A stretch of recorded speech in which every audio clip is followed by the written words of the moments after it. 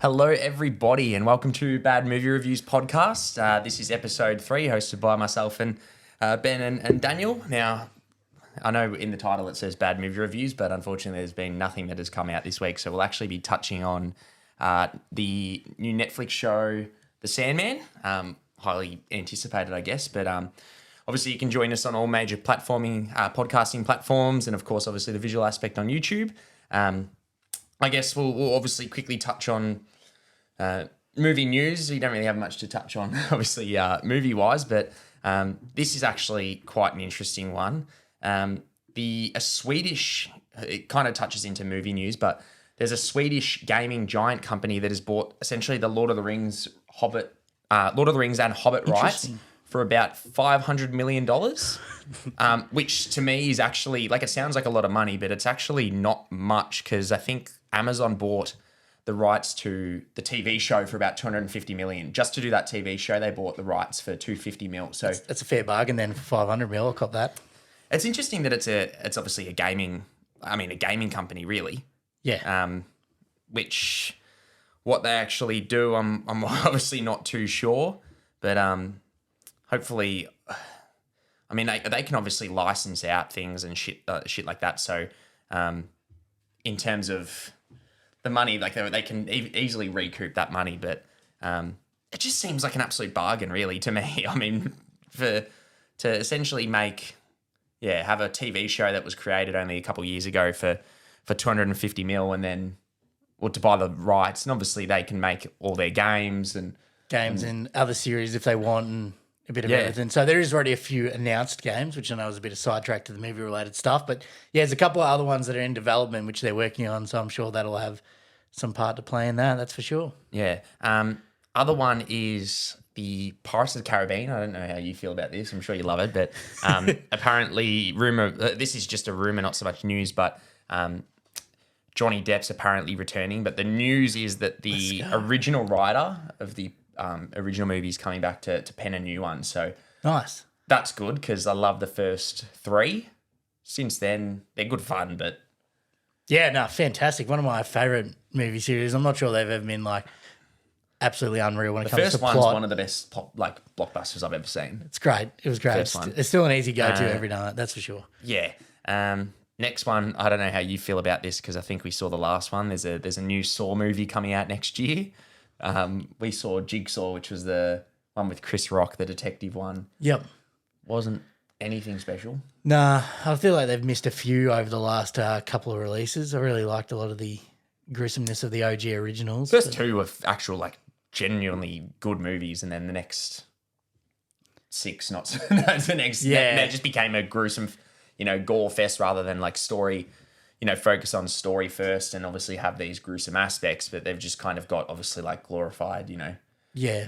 It makes it a lot harder too when I guess kind of the bad guy, or per se the one that's doing all the torturing, is, well, he gets obviously found out and everyone starts to know about him and his method of doing their kind of like torturing reality kind of stuff. So I guess that'll have some play on maybe the fact that the movies aren't as good, because everyone's got all the characters inside the movie also know of Jigsaw and what to expect. And yeah, precisely. And they've just got copycats over the years as well. It hasn't been the original. Correct, since the original Tobin Bell, I think his name is, could be completely wrong, but since he's died in the movie series, it's gotten a bit iffy. Yeah. Next one, I'm actually all for this. This looks interesting. Paramount Pictures, could be a direct streaming one. I don't know if you've seen Ferris Bueller's Day Off, one of my favourite movies. Fantastic. They're apparently making a spin-off film called Sam and Victor's Day Off, which is about the valets who take the Ferrari. Oh, man, that'd be sick. Yeah. I actually get around that, to be honest. I don't even know if those characters had enough substance, did they? No, but you could really kind of have just like a film set in 24 hours and cover what they do in a Ferrari, really. At the end of the day, like, the concept is endless. You really have this bare bones situation where they take a Ferrari as valets. So you could really kind of go anywhere with it. So who knows with that one? I'm all about that. Last one's sort of a bit more interesting. Jonah Hill has announced that he's making a documentary about his own mental state. But he's announced essentially that all his future films, he will be no longer doing any of the media press to focus on his mental health because he doesn't, I guess, like obviously the media, the press junkets and things like that, which I know over the years you can kind of see there's those like meme videos where everyone's like, oh, why, you're not the fat, funny guy in Hollywood anymore. And he's like, they pick on him a lot. Oh, whatever. Like, which is interesting. I mean, he's probably the first person to come out and really talk about mental health really in Hollywood. Yeah. I guess. I mean, that I know of. Obviously, there's been, unfortunately, passings from suicide and things like that, which obviously, delve into that. But I mean, good on him. I hope he's okay and obviously gets the help he needs. And I love his work, so all the best to him. And hopefully he, gets all the help he needs. But now the last bit of news this week is Spiderman: No Way Home. That's the title? Yeah, No Way Home. Yeah. They've essentially, Sony have announced that there's a new one coming, 11-minute longer version coming out to cinemas later this year. Which, what are your thoughts on that? Look, I love the extra content, especially on a movie that I thoroughly enjoyed. I don't like that it's kind of currently exclusive. You have to go watch in movies, pay again to watch the same movie just to watch an extra 11 minutes. I feel like it should be kind of provided to everyone or upgraded with certain editions that you buy, like hard copies, or even just release the extra 11 minutes. Doesn't have to be at an initial cost. Upgrade everyone that's got that on Disney Plus. I think it's kind of a little bit of a cheap way to make a few extra bucks. I'm not a fan of it at all. Yeah. Like, I'm all for director's cuts in certain situations, like extended versions of Lord of the Rings, the director's cuts of Kingdom of Heaven. But like when you watch a director's cut, they kind of drastically change from the actual theatrical version. Like it might be like Kingdom of Heaven, it's more the theatrical's just all focused on more the violent side of things, whereas the theatrical's a lot more like fleshed out. Whereas this will purely just be 11 more minutes, and it'll probably be like a scene here and there of more Toby and Andrew, if we're being honest.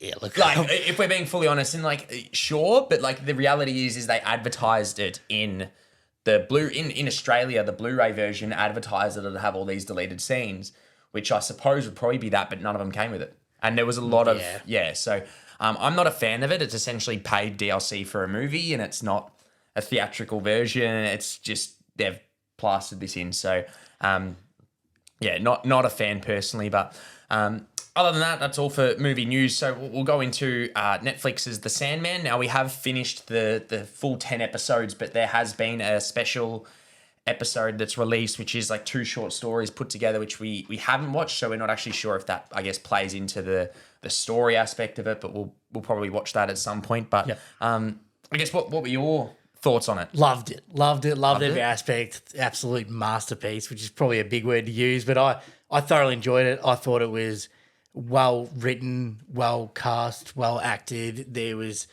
enough intrigue and story and everything intertwined. Is that the right word? Like every episode felt like an anthology, but it's all every episode felt like its own story. But then correct, and then it all came back. There was even like an episode, one of the diner ones, which I know you'll touch on that you loved. Thought it was kind of like an interesting sidetrack, but it ends up having a lot of key important parts too throughout the rest of the series. Thematic, yeah. Yeah, and then also the characters too. Some of those characters also linked to the ones that were in the diner. And I thought it was just excellent overall. I don't know what else to say other than it was friggin' fantastic. I enjoyed every single aspect of it, from its artistic style to its cast to its music and audio and everything. What about yourself? How did you feel about it? I really, really loved it. I'm not going to lie, I haven't read the books. I know it's obviously written by Neil Gaiman, and I know he's obviously done American Gods that I'm looking at here. He also did Coraline, the claymation movie. Well, not obviously the original book, and then did The Sandman and the Good Gods or Good Omens with David Tennant. He did that, but I know Sandman's like one of the most beloved comics of all time, and they've been trying to make a movie since like 1991, I read. With Joseph Gordon-Levitt was attached to star as Sandman like in 2010 or something. But fair play to them, to be honest. Like David Goyer, who wrote Man of Steel and stuff, was also going to create it. But no, I thought technical wise, like it was really, really well done. Like the film work, I said to Daniel one episode, I'm like, the film work kind of seems a bit odd in a way. Like but props, like it was awesome. Like the camera work always looked a bit, I guess, done in a very unique way, but the sound design was unbelievable throughout the whole series. And I thought, as I said, I haven't read the book, so this could be just going off my own personal opinion, obviously. But I really liked the character he played, or Dream, and the casting overall. I felt like Rose Walker was a bit hit and miss. Like she had very very stony acting, like very melodramatic almost. But no, I really loved it, to be honest. I recommend everyone watch it. I don't, as I said, don't know if there's more to it. I presume there is, obviously, with the way it ended. That there'll be another season. Hopefully there is, and it does well by all means. But I'd be intrigued if I read the comic first to see what I thought. I agree. I don't know anyone who has read it, but the first, I honestly, my only thing was like the Vortex storyline kind of lost me a little bit. Like I felt like it was really, really close knit and well done. Incredibly well done till about episode 6, and then when they introduced the Vortex storyline, it all came to a really well close, but it kind of felt like it was going a bit astray at certain moments. Loose. But episode 5, which is titled 24/7, I said to Daniel, it's one of the best episodes, like 60 minutes of TV I've ever watched. Not so much obviously all in the story of the Sandman, but just the way it looks into the themes of humanity and what it would be like in a certain character's world. And the episode after that, which goes into the looks of obviously like eternal life, was so well done. Also, and it's not that one episode also isn't very like action packed or anything like that, but it's just so well done and so well written that it feels very, like I was almost like in tears at certain points. Like it deals with death in a very mature and well done way. And no, I'll be honest, I fucking loved it. And but pacing and story is probably my only really nitpick, like at moments. But the visual effects, and I know Neil Gaiman, who obviously wrote the comic, has actually got a heavy spot in like the creation of the show. So I'd say it's probably relatively close to source material. I'll probably go read the comic, to be honest, and see what it's like, because I enjoyed it so much. But no, I highly recommend anyone to go watch it, to be honest. Obviously, it's 10 episodes, it's 10 hours of your time, but worth it. Probably 6 hours, actually.